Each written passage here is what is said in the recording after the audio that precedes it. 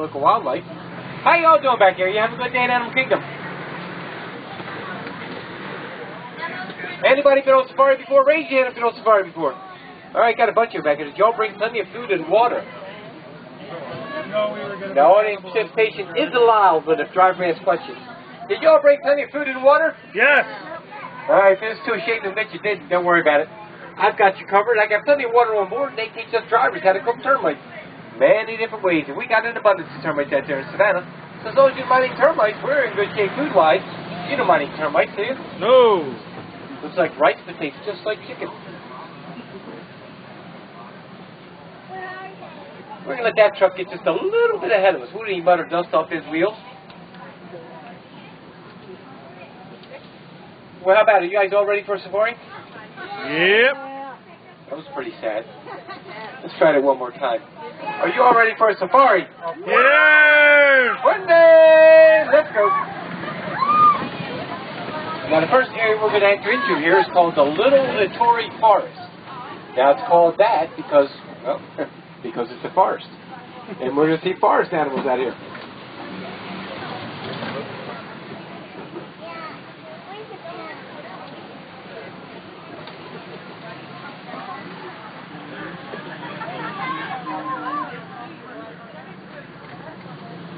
First one, on the right-hand side over here, is a dark brown animal with white stripes with legs standing back against that fence there. That's an okapi. Okapi are a real close relative to the giraffe family, not the zebra family, just because they have those stripes. They're shy animals. They weren't discovered by Western civilization until 1901. On the driver's side over here, you'll see some reddish animals. They're bongos. Bongos are known as the ghosts of the forest because they're so very rarely seen.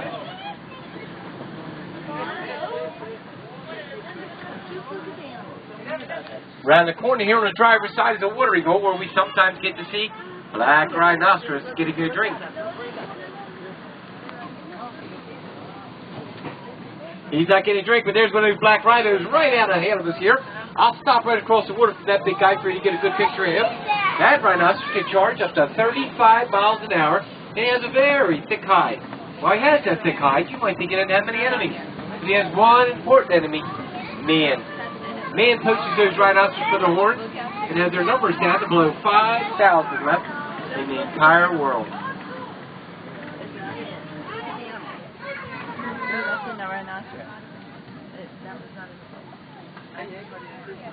You have 5 seconds, not 5 minutes.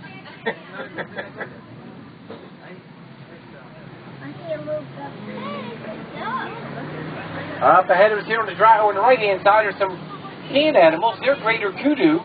They're the second largest antelope in all of Africa. Their males can get to be 750 pounds.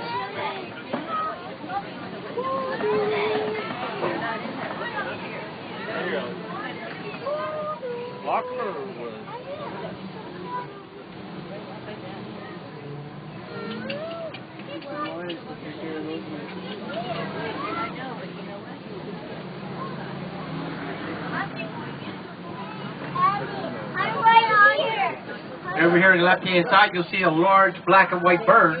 That's a saddle-billed stork. Now, that's the tallest stork in all of Africa. This guy can get to be 5 feet tall and have a wingspan of up to 9 feet. It's not on picture. We're going to leave Ituri Forest now and head over towards the Safi River. Now, the Safi River is an area where we get to see the Nile hippopotamus. Hippos are one of our larger animals here in Africa. Their males can get to be 5,000 pounds, and when the baby hippopotamus is born, they're already 85 pounds. Now, hippos will stay in the water most of the day to keep those massive bodies of theirs from overheating, and while they're in the water, they can stay under the water for 5 to 8 minutes at a time. They'll come out of the water at night. Each hippopotamus will eat about 100 pounds of these grasses along the river's edge. They'll do that to help maintain that massive body weight of theirs that once again can reach 5,000 pounds.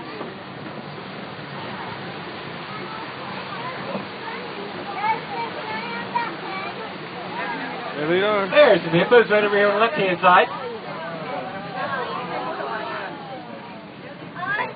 A couple of them underwater. Out there on that island, you'll see some large white birds. They're pink-backed pelicans.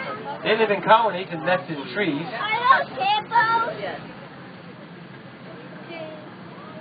Hungry hippos.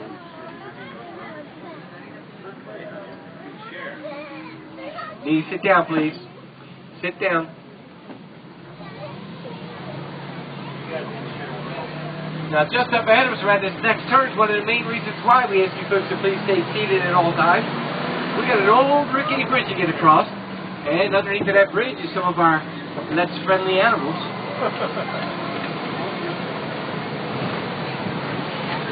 The Nile crocodile. Now, those crocodiles down there, unlike their American cousin the alligator, can get to be 20 feet long. And those massive jaws of theirs have a clamping pressure of up to 1,800 pounds per square inch. They'll use that pressure to crush the bones out of any animal they might capture. And yes, for all you skeptics back there, they're all real. This isn't Jungle Cruise. All our animals are real.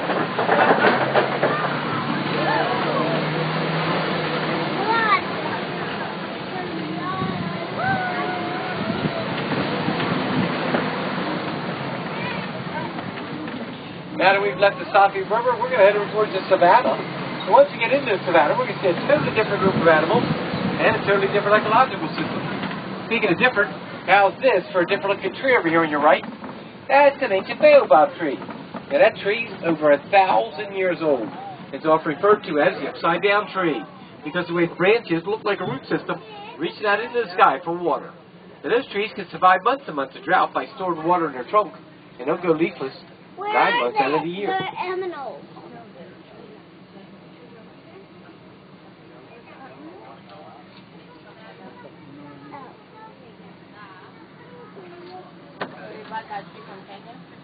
Yeah, it's actually concrete. There's a real one out in the Mrhub village, though. It's about that big. 3 trunks about that big right in front of the Tusker house. The only problem is your real animals.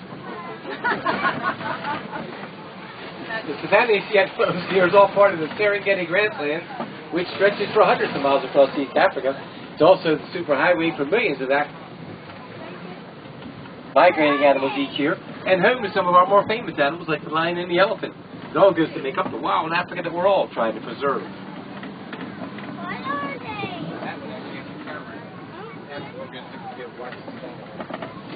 Watch us. Where are they? Now, the savannah gets its look from the animals that live here. The elephants are the bulldozers. They knock down the trees to get to the tender bark at the top. The giraffes are the pruning shears. They eat the leaves on the underside of the tree so that the sun can get through and new grasses grow. The zebra and the wildebeest bow down these tall grasses, while the little nibblers like the warthogs and gazelles trim up the edges. It all goes to create a natural system where there's enough food for everybody. On the right-hand side over here, you'll see 3 tannish gray animals lying down, 1 with horns and 2 without. They're a water buck. Now, the 1 with horns is the male, and the 2 without are the females. Directly in front of us here, you'll see 4 large piles of what looks like dirt. They're actually termite mounds. Make it hard as concrete, and the elephants like to use them as a scratching post until they wear them down smooth, like this one over here on your right. And then the elephant gazelle uses them as a lookout perch to watch out for the lions or cheetahs that might be hiding in these tall grasses out here.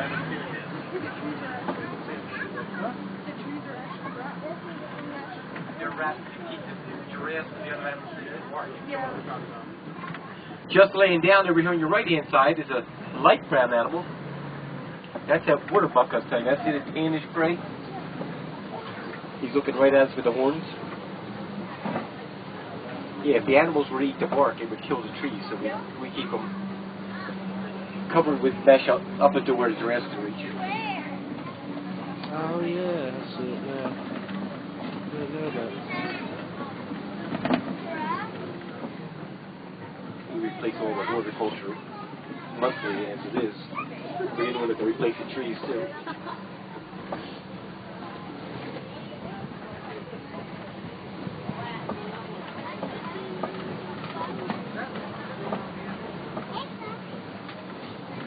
There's 250 different kinds of grasses being grown out here in the savannah, so that each one of the animals has their favorite.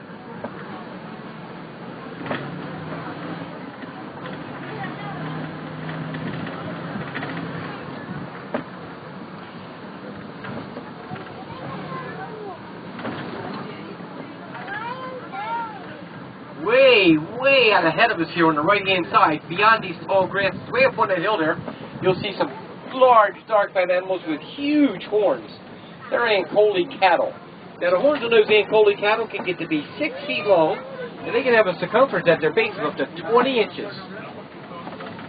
They're also known as Watusi cattle, and those horns aren't just for looks. They use them to cool their whole body off, same as an automobile does for their radiator. Their blood. Oh Lord, not the inside the giraffe.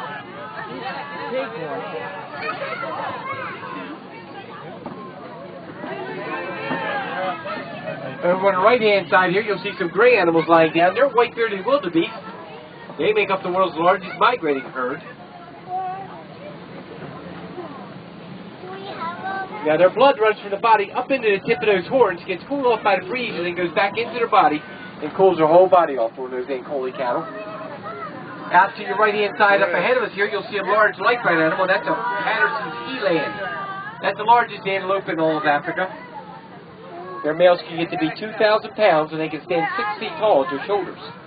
Here's some more giraffe over on the left-hand side up ahead of us here. Now, this one closest to the road is a Maasai giraffe. That's one of our smaller giraffe species here in Africa. They get to be about 14 to 16 feet tall. And believe it or not, giraffes only sleep for 30 minutes a day.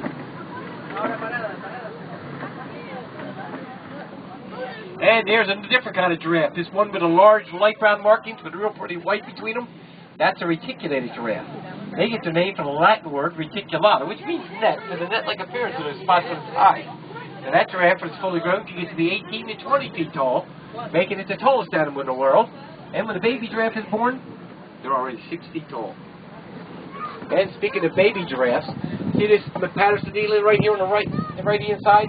Just to the left of him, behind these bushes, is a baby giraffe. You might be able to see him over your right shoulder as we go by here. He's about 7 months old. He's hiding behind the bush. He was 6'1", 105 pounds the day he was born. Now around this corner on the left-hand side, the area called Monkey Point is its name for the group of mandrills that live in the area. Mandrills are the largest monkey in Africa. Mature males can get to be 100 pounds, and they're known for having brilliant red and blue markings on their faces and behind.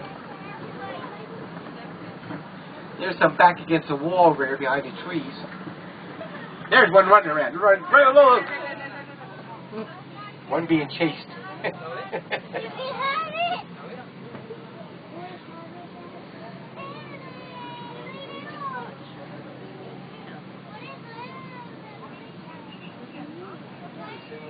There's the alpha male over against the wall. See the one with the red and blue on his face?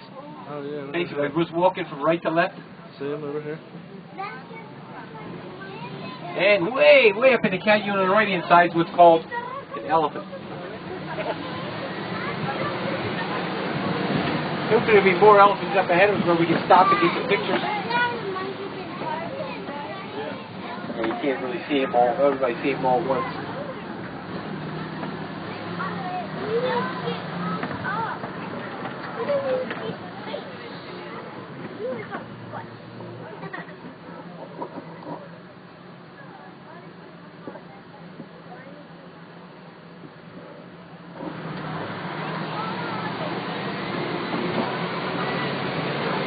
Uh-oh. This bridge looks a lot shakier than one back here by the crocodiles. I need everybody to hold on everything real tight now. You might even want to cross your fingers for me.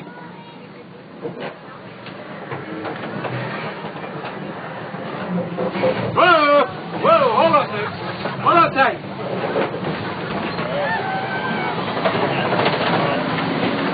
Woo! We made it. All right. Who didn't cross their fingers back there? There's at least one in every crowd that doesn't cross her fingers. I don't think this lady in the front row in the pink crossed her fingers. Blame her, folks. Don't blame me.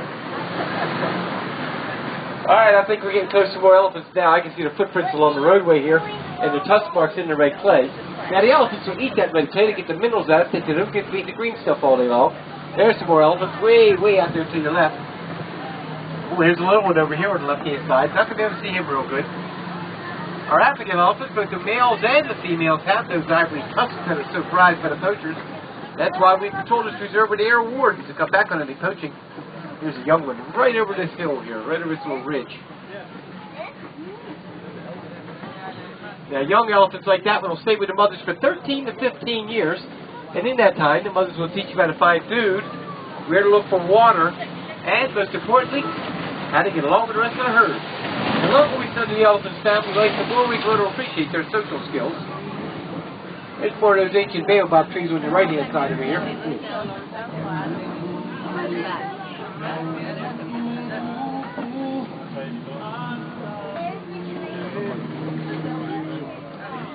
There's a big one over there.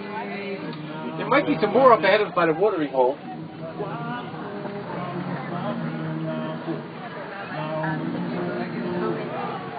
Here's a little bit better view of one of the Mancooley cows over here on your right-hand side, just out behind those tall grasses there. You can see how big those horns really are.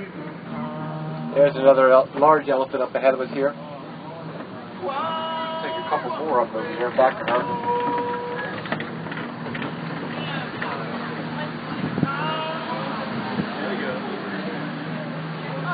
There's a baby elephant. See the little one there facing us? That's a little female. She'll be 4 years old at the end of this month. She weighed 364 pounds the day she was born. And her mama had to carry her. Are you ladies ready? 22 months. Up ahead of us here are some greater flamingos. They're the least pink of all the flamingos here in Africa. You know, they get their coloring from the brine shrimp and other sea creatures that eat with carotene. Now, if you look really careful out there, you'll notice some of the flamingos standing on one leg. Does anybody know why flamingos stand on one leg? Because they can.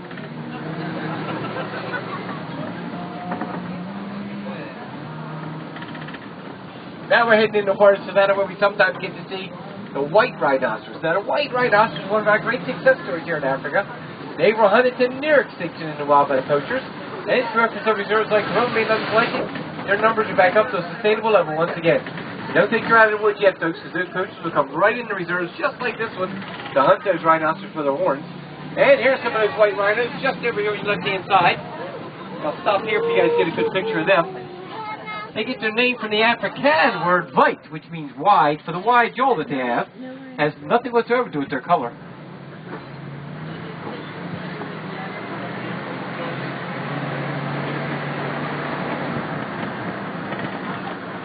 Now, just over here to the left, in front of these two that are standing there, is a muddy area with a water puddle and all. We call that area right there the Rhino Spa. That's where you go when you want to take a mud bath.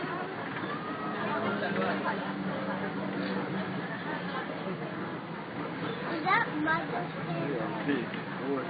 Or, what do you eat?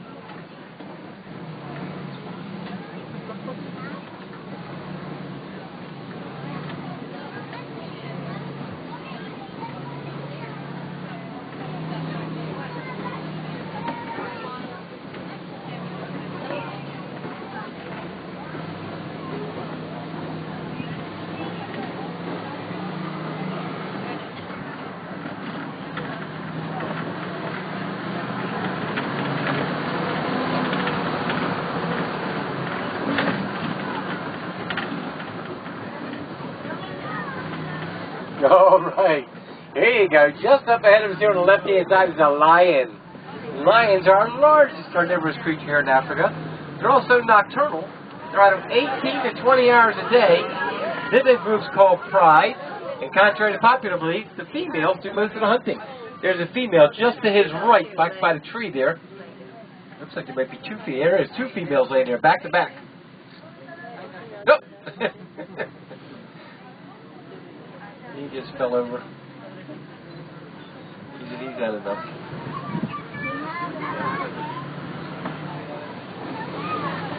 Oh, here's some zebras. They've been hoping them lionesses don't see them. Now, if you look real careful at these zebras, you'll see the answer to the age-old question of whether zebras have black or white skin. What color's their nose? Black. That's proof that they have black skin, with black and white fur creating their stripes. No two zebra stripes are ever exactly alike. More of those white rhinos on the right-hand side over here. The little dark red animal out to your right-hand side, the batabak. Now, batabak are almost totally extinct in the wild, but a few places you can see them is in reserves like this or zoos.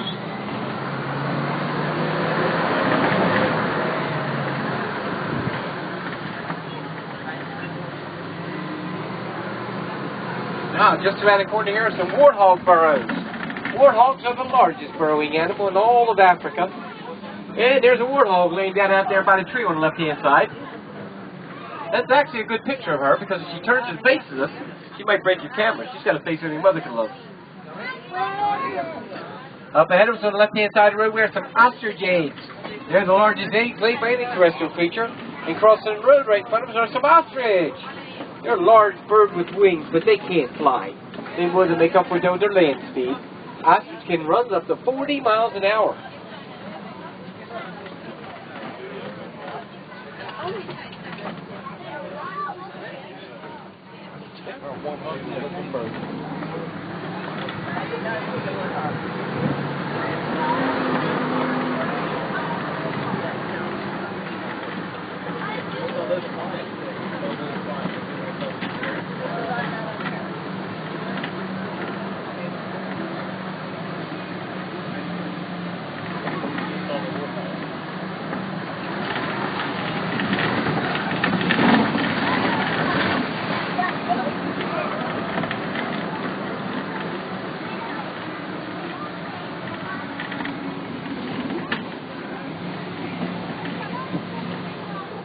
Alright, here you go. On the right-hand side here are some white birds with long yellow bills.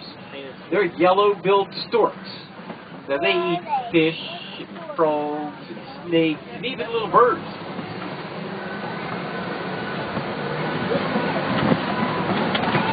Alright, I'm out of words, folks, to drop you guys off. I want to thank you folks for all your help out there. Remember, even when you're at home, you too can help save animals in the habitat. Now, if you're interested in know the closer encounters with animals right here in Africa, you can go to the Tangani Forest Exploration Trail. There they've got an underwater viewing area. We can see the Nile hippopotamus, a glass in there. We can see silverback gorillas. And if you have to like rats, they've got some naked mole rats over there. Now, when you folks stand up to get off the truck, make sure you look behind you to see if anything out of your pocket, like a wallet or a cell phone. We don't want you to leave anything in the truck here. And while you're here in Animal Kingdom, be sure and try to catch the Finding Nemo show. That's a really cute show.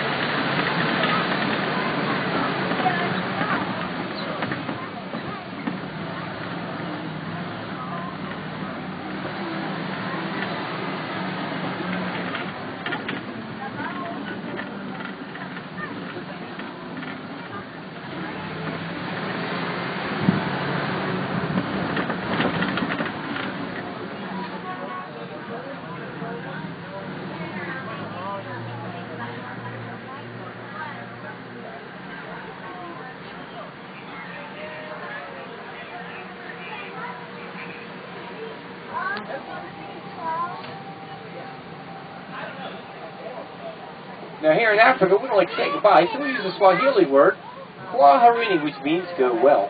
So you folks have a wonderful rest of your day here in Africa, and kwaherini, everybody. Kwaherini to you. You all have a good and without a day, folks. No hurries and no worries.